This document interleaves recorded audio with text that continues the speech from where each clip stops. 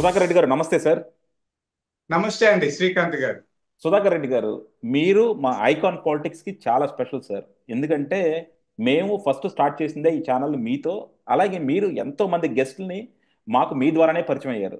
So డెఫినెట్గా అందుకే మాకు ఐకాన్ పాలిటిక్స్కి సుధాకర్ రెడ్డి గారు అంటే ఒక స్పెషల్ పొజిషన్ ఎప్పుడూ ఉంటుంది. అలాగే ఈరోజు మేము ఒక కొత్త ప్రోగ్రామ్ స్టార్ట్ చేద్దాం అనుకుంటున్నాం సార్, కౌంటర్ ఎన్కౌంటర్ అని. ఎందుకంటే ఇప్పుడు చాలా మంది కూడా ఏమవుతుందంటే వాళ్ళకు అనుకూలంగా లేకపోతే వాళ్ళకి కావాల్సి వచ్చినట్టు మాట్లాడుకుంటున్నట్టు వెళ్ళిపోతా ఉంది. ఇంకో వర్షన్ మనకి ఎప్పుడు వినపడట్లేదు అనమాట. సో అందుకని ఒక యాంకర్గా నేనేమో ప్రతిపక్ష పొజిషను, మీరేమో అధికార పక్ష పొజిషన్లో మాట్లాడదాం సార్, కౌంటర్ ఎన్కౌంటర్ అని. చెప్పండి సార్.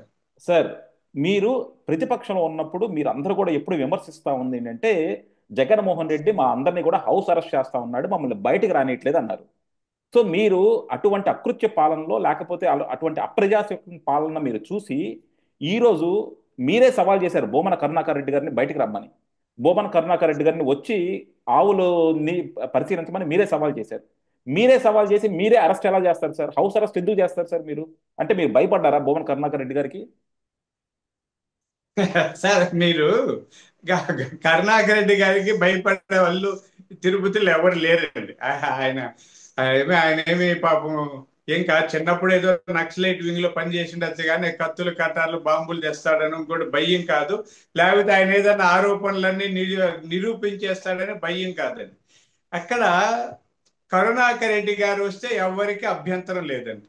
కరుణాకర్ రెడ్డి గారు, ఎంపీ గురుమూర్తి గారు, ఇంకా రోజా గారు, నారాయణ స్వామి మాజీ మంత్రి గారు, ఇంకొక నలుగురు ఐదుగురు హాయిగా ఎస్పీ గారికి ఇంటిమేట్ చేసి, అయ్యా మేము 5 మంది వస్తున్నాం, మాకు ప్రొటెక్షన్ ఇవ్వండి, సెక్యూరిటీ కల్పించండి, మేము వచ్చామంటే ఆ అబ్జెక్షన్ లేదు. మా వైపు నుంచి కూడా అయ్యా వాళ్ళు ఎక్కువ రాకుండా ఒక నలుగురు ఐదుగురు రమ్మని అంటే సరిపోద్ది. అదా కాకుండా ఆయన మొత్తం రాత్రంతా ఒక 2-3 వేల మందిని పోగేసి ప్రయత్నం చేశారు.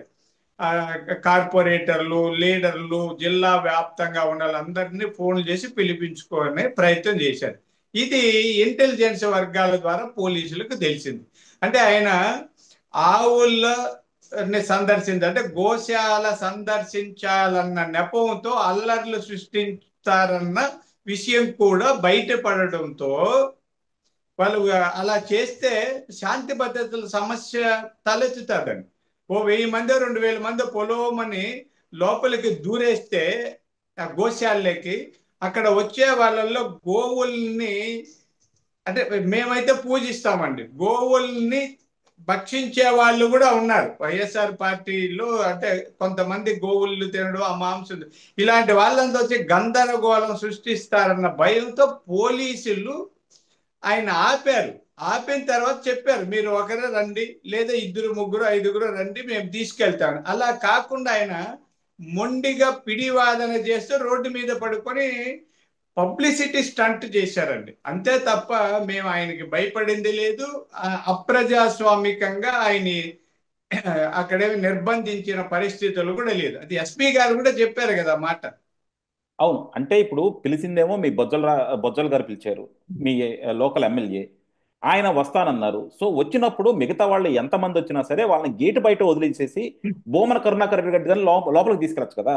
బోమన కరుణాకర్ రెడ్డి గారికి ఏంటంటే అంతకుముందు టీటీడీ చైర్మన్ గా పనిచేశారు కాబట్టి ఆయనకి దాని మీద ఎంత కొంత అవగాహన ఉంటుంది. సో మీరు చెప్తుంది నిజమా కాదా అని చెప్పి ప్రజలకు అర్థమయ్యేలా చెప్పగలిగేవాళ్ళు కదా.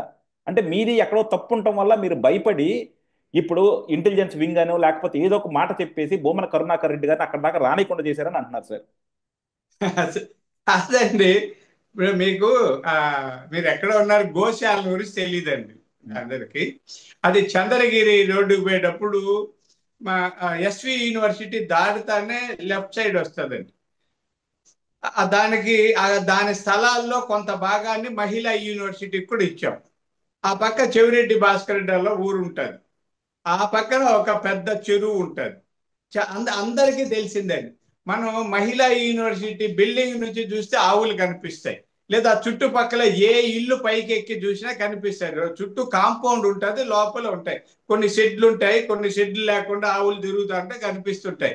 ఇవి అందరికీ కనిపిస్తాయి. కరుణాకర్ రెడ్డి గారు వచ్చి ఆయన గోపాలకృష్ణుడు మాత్రం పిల్లని ఊపి ఆవుల్ని ఆడించాల్సిన పని ఏంటో మాకు కూడా తెలుసండి. అందుకని ఆయనేం వచ్చి గోపాలకృష్ణుడా కరుణాకర్ రెడ్డి గారు అన్న. ఏం కాదండి, అది స్టంట్ అన్న విషయం మాకు తెలుసు. కరుణాకర్ రెడ్డి గారు ప్రచారము ఎలా చేసుకోవాలో తెలియదు. మీకు ఒక చిన్న సరదాగా చెప్తే ఏమనుకోకపోతే, ఒకసారి నేను ఈనాడు వాళ్ళకి ట్రైనింగ్ ఇచ్చానండి, అడ్వర్టైజ్మెంట్ డిపార్ట్మెంట్. ఎప్పుడు ఒక 20 ఏళ్ళు ముందు మన తిరుపతిలో అడ్వర్టైజ్మెంట్ ఏజెంట్స్ అందరికి పిలిచి ట్రైనింగ్ ఇచ్చాను.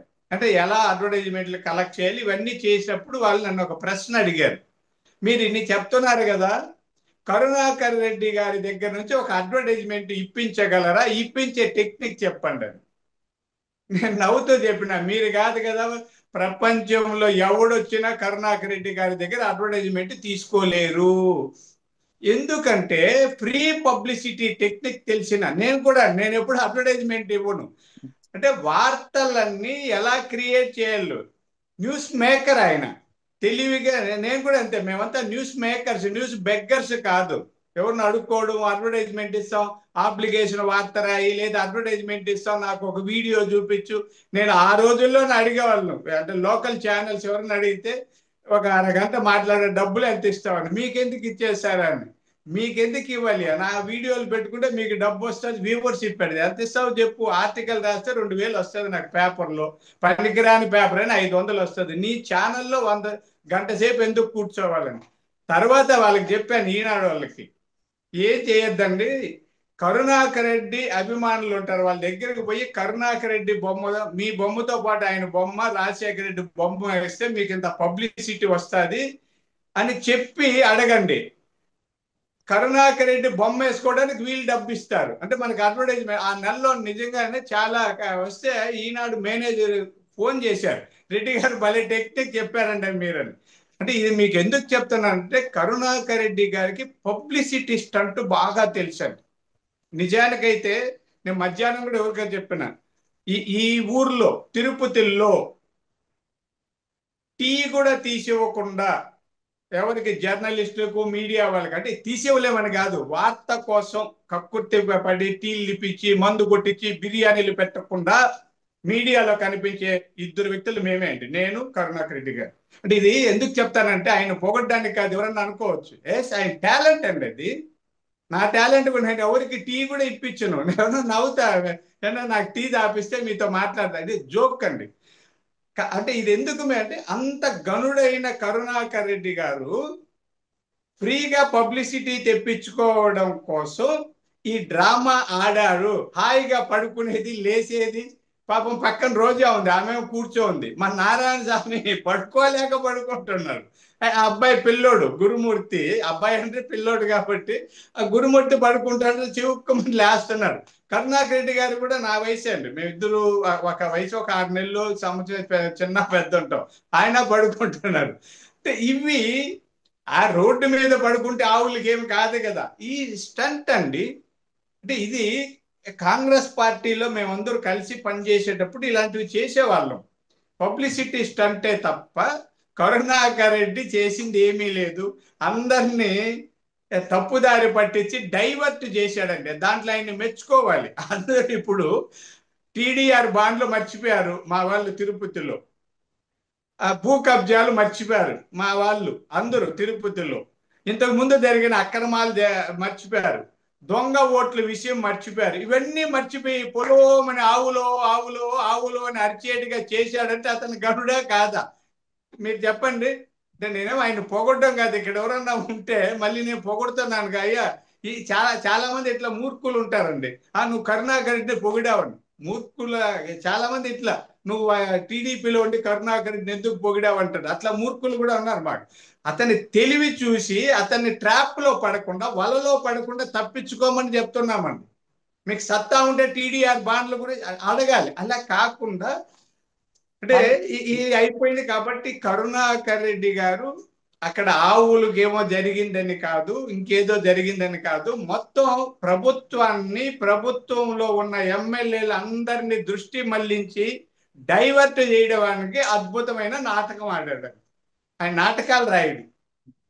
కాకపోతే అక్కడ రోజా గారు కూడా, అంటే మహిళలను కూడా మీరు ఎండాకాలంలో మహిళలను కూడా అలా బయట కూర్చోబెట్టడం అనేది ఎంత మటుకు సబబు సార్?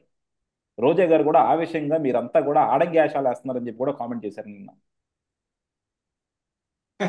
చాలా రోజా నన్ను వాళ్ళు పొగిడిస్తారు, తిట్టిస్తారు. మీరు రోజా చాలా మధ్యాహ్నం కూడా మా ఏబిఎన్ ఏదో చెప్పాను మా వాళ్ళు ఎవరైతే ఆమె సరే అంటే మనం అంటే శత్రువును కూడా పొగడడం నాకు నా లక్షణం చిన్నప్పటి నుంచే.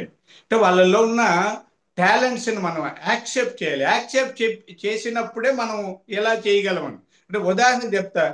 వాళ్ళ దగ్గర ఒక ఒక తోట గన్ ఉందనుకో, ఒకే తోట ఉంటుంది, ఇంతకు ముందు ఉండేది. మనం దానికంటే ఎక్కువ డబుల్ బ్యారెల్ గన్ అన్న పెట్టుకోవాలి. లేదా వాళ్ళ దగ్గర కత్తి ఉంది అనుకున్నాం, మనం బరిసెన్నా పెట్టుకోవాలి. అంటే ఈ తంత్రం, యుద్ధ తంత్రం. ఇప్పుడు అవన్నీ అవసరం లేదు చెప్తా. అలా రోజా గారు అనర్గళంగా మాట్లాడతారండి. నేను మీరేమనుకోకండి, మా వాళ్ళు ఎవరు మళ్ళీ ఆమెను పొగిడాను అనుకో. నేను నిన్న మాట్లాడుతుంటే లైవ్ లో నేను నా భార్య ఇద్దరం కూర్చొని సూపర్ అమ్మా అంటే నాకు అంటే ఇక్కడ నేను చెప్పే నాటకం అండి. ఇప్పుడు నేను దుర్యోధుడి వేషం వేసినప్పుడు దుర్యోధుడిగా కనిపించాలా వద్దా? ఆ మీసాల గద రాయ్ అనల్లా. అలా కాకుండా బృహన్నల్లాగా మాట్లాడలేను కదా. నేను దుర్యోధుడు వేసి వేస్తే దుర్యోధులా అంటే రోజా గారు అలా ఆరితేరిన వ్యక్తి అండి ఆమె. దాన్ని ఆమె కూడా ఎక్స్ప్లాయిట్ చేస్తోంది. ఆమె తెలివితేటల్ని అంటే క్రిమినల్ లాయర్ లాగా ఎలాగైనా మాట్లాడేయగలిగే విధంగా ఆమె చేస్తుంది తప్ప ఆమెకి తెలియదా అండి? అమ్మ రోజమ్మ ఆవులు ఎప్పుడన్నా మేపింది ఆమె? ఆమె పుట్టింది అడవి ప్రాంతంలోనే. వాళ్ళ అమ్మా నాన్నలు వాళ్ళు ఆవులు మేపి అందరూ మాకు సంపద అదే అండి. వాళ్ళ అమ్మా నాన్న మా అమ్మా నాన్నలు కూడా ఆవులు మేపారు. చంద్రబాబు నాయుడు గారు అమ్మా నాన్నలు కూడా ఆవులు మేపారు. మా ఏరియాలో అందరికీ ప్రతి ఇంట్లో ఆవులు ఉంటాయి ఆ రోజుల్లో.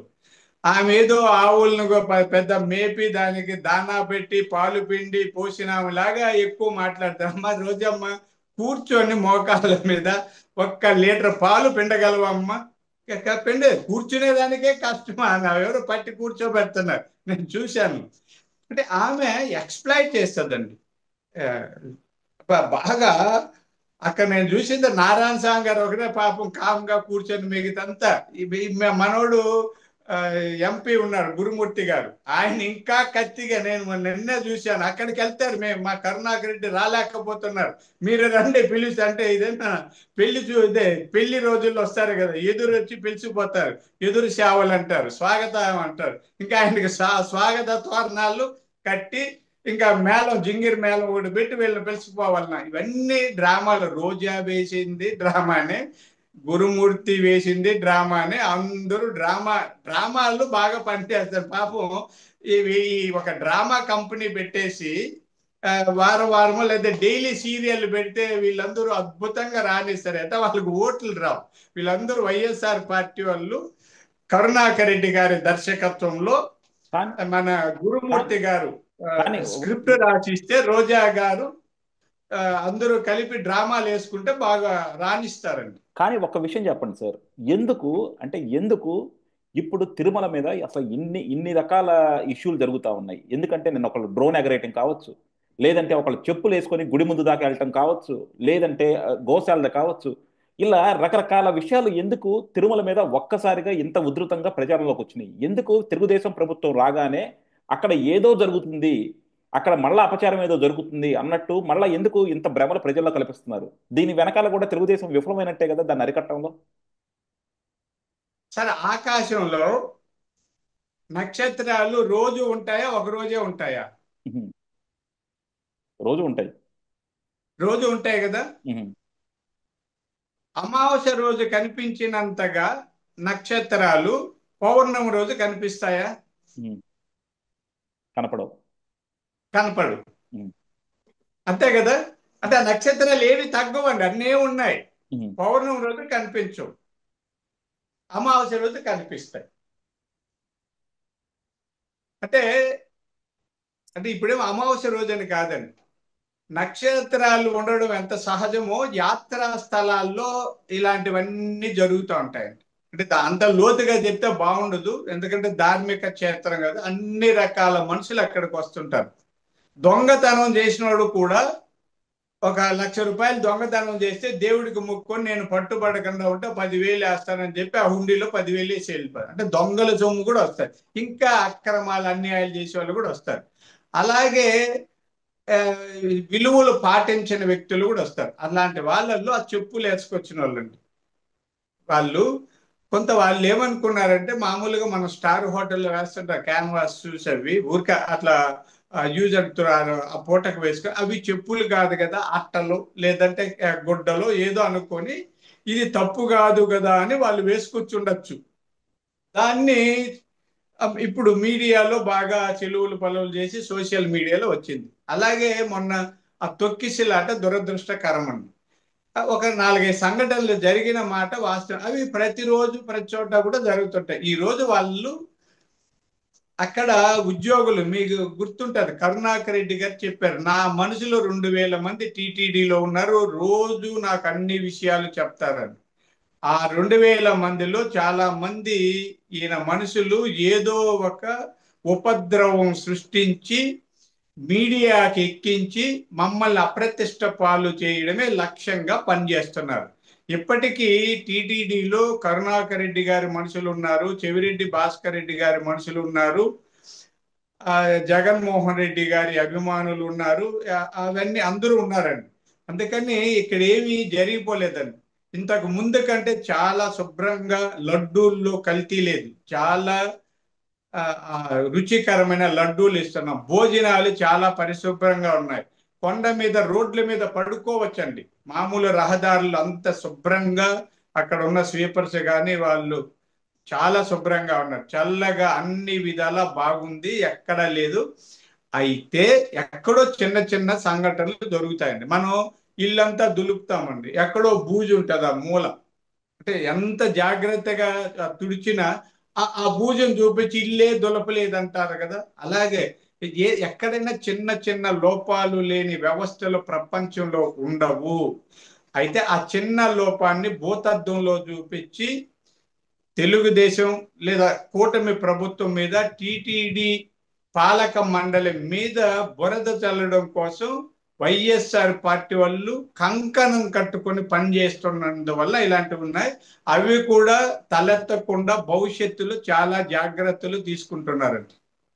చూద్దాం సార్. థ్యాంక్ యూ అండి. కాకపోతే ఒకటి సార్, తెలుగుదేశం వాళ్ళు ఇప్పటికి కూడా వైఎస్ఆర్సీపీ వాళ్ళని అరికట్టడంలో, లేదంటే వైఎస్ఆర్సీపీ వాళ్ళ విష ప్రచారం అరికట్టడంలో మాత్రం డెఫినెట్గా విఫలం అవుతున్నారు అన్నది అయితే మనకు కనపడతా ఉంది. సో ఇది మాత్రం, దీన్ని మీరు సీరియస్గా యాక్షన్గా తీసుకోకపోతే మాత్రం డెఫినెట్గా మీ ప్రభుత్వానికి చెడ్డ పేరు రావడం అయితే ఖాయం. మీరు అన్నారు ఈ తప్పులు జరగవు అని, కానీ వైఎస్ఆర్సీపీలో ఎన్ని తప్పులు ఉన్నా సరే ఆ రోజు ఎత్తి చూపడంలో మీరు విఫలమయ్యారు. మీ దగ్గర ఉన్న చిన్న చిన్న తప్పులు కూడా ఈ రోజు మాత్రం వాళ్ళు 10 మందికి 100 మందికి అర్థమయ్యేలా చెప్పగలుగుతున్నారు. సో అది మాత్రం డెఫినెట్గా మీరు చూసుకోవాలి. థ్యాంక్ యూ అండి. Thank you very much sir. Thank you.